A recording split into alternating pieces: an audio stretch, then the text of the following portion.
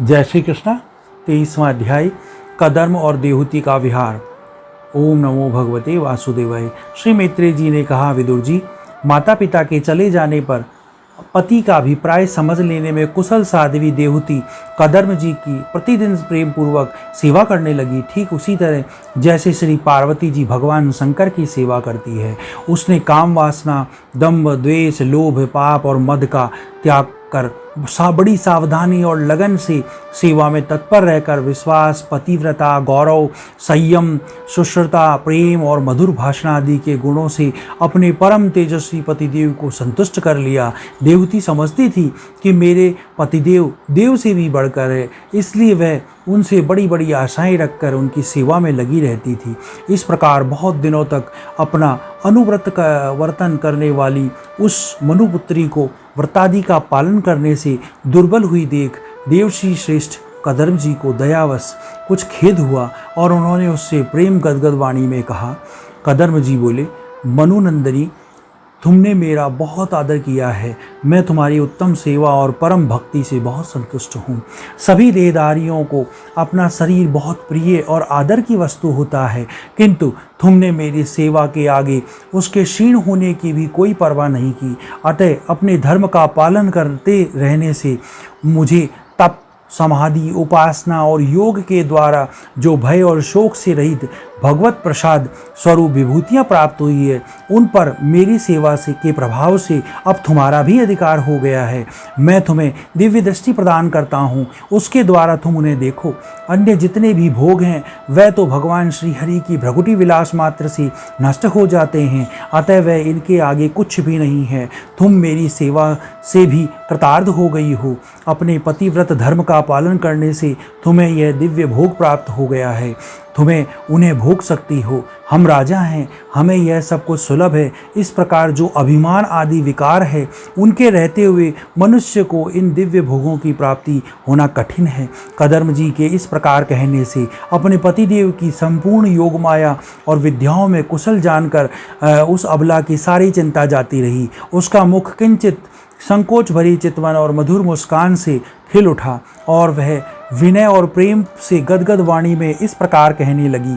देवहूति ने कहा, दिव्यश्रेष्ठ स्वामिन, मैं ये जानती हूँ कि कभी निसफल न होने वाली योग शक्ति और त्रिगुणात्मकता का माया पर अधिकार रखने वाले आपको यह सब ऐश्वर्य प्राप्त है, किंतु प्रभु, आपने विवाह के समय जो प्रतिज्ञा की थी कि गर्भाधान होने तक मैं तुम्हारे साथ गृहस्थ सुख का उपभोग करूँगा, उसकी अब पूर्ति होनी चाहिए, क्योंकि श्रेष्ठ पति के द्वारा संतान प्राप्त होना पतिव्रता स्त्री के लिए महान लाभ है।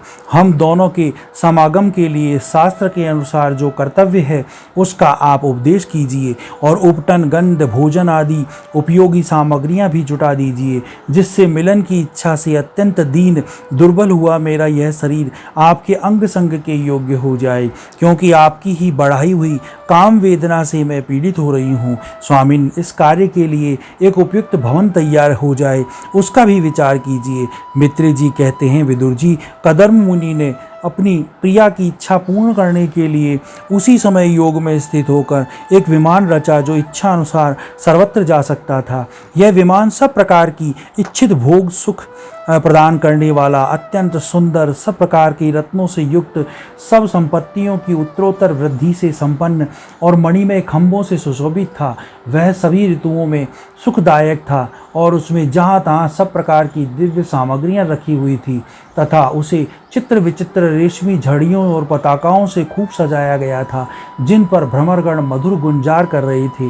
ऐसे रंग बिरंगे पुष्पों की मालाओं से तथा अनेक प्रकार की सूती और रेशमी वस्तुओं से वह अत्यंत शोभायमान हो रहा था। एक के ऊपर एक बनाए हुए कमरों में अलग अलग रखी हुई सैया, पलंग, पंखे और आसनों के कारण बहुत ही सुंदर जान पड़ता था। जहाँ तहाँ दीवारों की हुई शिल्प रचना से उसकी अपूर्व शोभा हो रही थी। उसमें पन्ने का फर्श था, बैठने के लिए मूंगे की वेदियां बनाई हुई थी, मूंगे की ही देलियां थी। उसके द्वारों में हीरे के किवाड़ थे और इंद्रनील मणियों के शिखरों पर सोने के कलश रखे हुए थे। उसकी हीरे की दीवारों में बढ़िया लाल जड़े हुए मणि के शिखरों से सोने के कलश रखे हुए थे और जो ऐसे जान पड़ते थे मानो विमान की आंखें हों, तथा ऐसे रंग बिरंगे चंदोवे और बहुमूल्य सुनहरी बंदरवालों से सजाया गया था। उस विमान में जहाँ तहाँ कृत्रिम हंस और कबूतर आदि पंक्षी बनाए गए थे, जो बिल्कुल सजीव से मालूम पड़ते थे। उन्हें अपना सजातीय समझकर बहुत से हंस और कबूतर उसके पास बैठकर अपनी बोली बोलते थे, और उसमें सुविधानुसार क्रीड़ा स्थली, शयन गृह, बैठक, आंगन और चौक आदि बनाए गए थे, जिसके कारण वह विमान स्वयं कदर्म जी को भी विस्मित सा कर रहा था। ऐसे सुंदर घर को भी जब देहूती ने बहुत प्रसन्न चित्त से नहीं देखा, तब सबके आंतरिक भाव को परख लेने वाले कदर्म जी ने स्वयं ही कहा, भीरू, तुम इस बिंदु सरोवर में स्नान करके विमान पर चढ़ जाओ। यह विष्णु भगवान का रचा हुआ तीर्थ मनुष्यों को सभी कामनाओं की प्राप्ति कराने वाला है।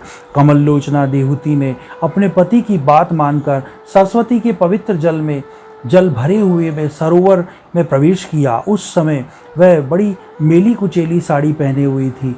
उसके सिर के बाल चिपक जाने से उसमें लटें सी पड़ गई थी। शरीर में मैल जम गया था तथा स्तन कांतिहीन हो गए थे। सरोवर में गोता लगाने से उसने उसके भीतर एक महल में 1000 कन्याएं देखी। वह सभी किशोर अवस्था की थी।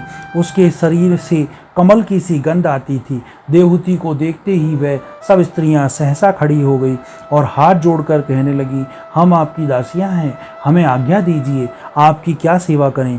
विदुर जी, तब स्वामिनी को सम्मान देने वाली उन रमणियों ने बहुमूल्य मसालों और गंध आदि से मिश्रित जल के द्वारा मनस्विनी देवहूति को स्नान कराया और उसे 2 नवीन और निर्मल वस्त्र पहनने को दिए।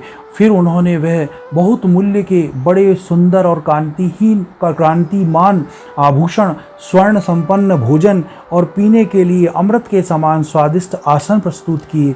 आसो उन देवहूति के दर्पण में अपना प्रतिबिंब देखा तो उसे मालूम हुआ कि भांति भांति के सुगंधित फूलों के हारों से विभूषित है, स्वच्छ वस्त्र धारण किए हुए हैं। उसका शरीर भी निर्मल और कांतिमान हो गया है तथा उन कन्याओं के बड़े आदरपूर्वक उसका मांगलिक श्रृंगार किया है। उसे सिर से स्नान कराया गया। स्नान के पश्चात अंग अंग के सब प्रकार के आभूषण सजाए गए तथा उसके गले में हार, मुमेल, हाथों में कंगन और पैरों में छमछमाने हुए सोने के पायजेब सुशोभित है। कमर में पड़ी हुई सोने की रत्नजड़ित करधनी से, बहुमूल्य मणियों के हार से और अंग अंग में लगे हुए कुकुम आदि मंगल द्रव्यों से उसकी अपूर्व शोभा हो रही है। उसका मुख सुंदर दंतावली, मनोहर भुएं, कमल की कली से स्पर्धा करने वाले प्रेम कटाक्ष में सुंदर नेत्र और नीली अलकावली से बड़ा ही सुंदर जान पड़ता है।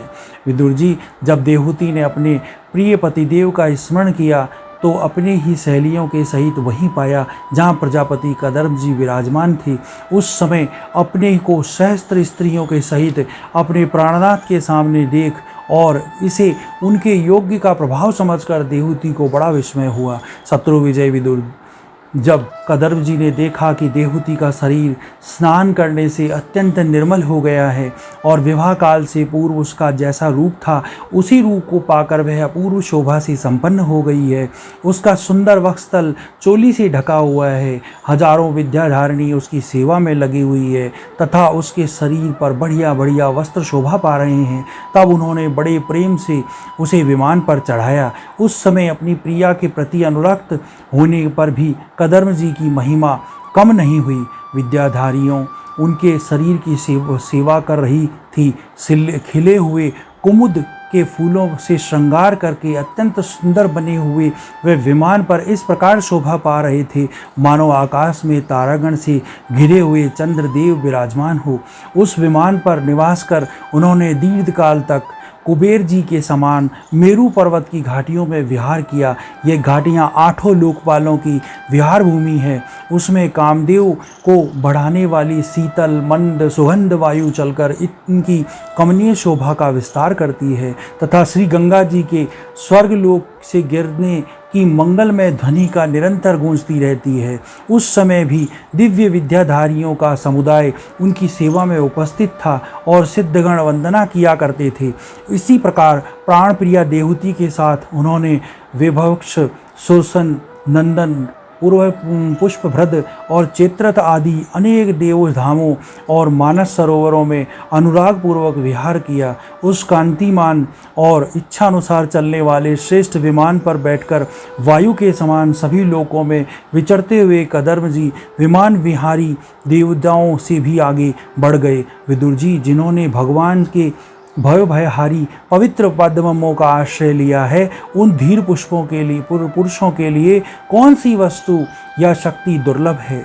इस प्रकार महायोगी कदर्म जी यह सारा भूमंडल जो द्वीप वर्ष आदि की विचित्र रचना के कारण बड़ा आश्चर्यमय प्रतीत होता है, अपनी प्रिया को दिखाकर अपने आश्रम में लौट आए।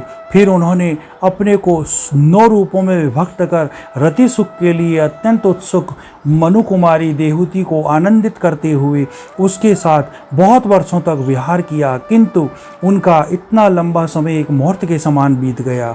उस विमान में रति सुख को बढ़ाने वाली बड़ी सुंदर सैया का आश्रय ले वो अपने परम रूपवान प्रियतम के साथ रहती हुई देवहूति को इतना काल कुछ भी ना जान पड़ा। इस प्रकार उस कामासक्त दंपति को अपने योग बल से सैकड़ों वर्षों तक विहार करते हुए भी यह काल थोड़े ही समय के समान निकल गया। आत्मज्ञानी कदर्म जी सब प्रकार के संकल्पों को जानते थे, अतः देवहूति को संतान प्राप्ति के लिए उत्सुक देख तथा भगवान के आदेश का स्मरण होने पर उन्होंने अपने स्वरूप को 9 विभाग किए तथा कन्याओं की उत्पत्ति के लिए एकाग्रचित से अर्धांग रूप से अपनी पत्नी की भावना करते हुए उसके गर्भ में वीर्य स्थापित किया। इससे देवहूति के एक साथ 9 कन्याएं उत्पन्न हुई। वह सभी सर्वांग सुंदरी थी और उसके शरीर में लाल कमल की सी सुगंध निकलती थी। इस समय शुद्ध स्वभाव वाली सती देवहूति ने देखा कि पूर्व प्रतिज्ञा के अनुसार उसके पतिदेव संन्यास आश्रम ग्रहण करके वन को जाना चाहते हैं, तो उसने अपने आंसुओं को रोककर ऊपर से मुस्कुराते हुए व्याकुल और संतप्त हृदय से धीरे धीरे अति मधुर वाणी में कहा। उस समय वह सिर नीचा किए हुए अपने नख मणिमंडित चरण कमल से पृथ्वी को कुरेद रही थी। देवहूति ने कहा, भगवान, आपने जो कुछ प्रतिज्ञा की थी वह सब तो पूर्णतः निभा दी, तो भी मैं आपकी शरणागत हूँ, अतः आप मुझे अभयदान और दीजिए। ब्राह्मण, इन कन्याओं के लिए योग्य वर खोजने पड़ेंगे और आपके वन में चले जाने के बाद मेरे जन्म मरण रूप शोक को दूर करने के लिए भी कोई होना चाहिए। प्रभु, अब तक परमात्मा से विमुख होकर मेरा जो समय इंद्रिय सुख भोगने में बीता है वह तो निरर्थक ही गया है। आपके परम प्रभाव को न जानने के कारण ही मैंने इंद्रियों के विषय में आसक्त रहकर आपसे अनुराग किया, तथापि यह भी मेरे संसार भय को दूर करने वाला ही होना चाहिए। अज्ञानवश असत्पुरुषों के साथ किया हुआ जो संग संसार बंधन का कारण होता है, वही सत्पुरुषों के साथ किए जाने पर असंगता प्रदान करता है। संसार में जिस पुरुष के कर्मों से न तो धर्म का संपादन होता है, न वैराग्य उत्पन्न होता है और न भगवान की सेवा ही संपन्न होती है, वह पुरुष जीते जी मुर्दे के समान है। अवश्य ही मैं भगवान की माया से बहुत ठगी गई, जो आप जैसे मुक्तिदाता पतिदेव को पाकर भी मैंने संसार बंधन से छूटने की इच्छा नहीं की। 23वां अध्याय समाप्त। ओम नमो भगवते वासुदेवाय।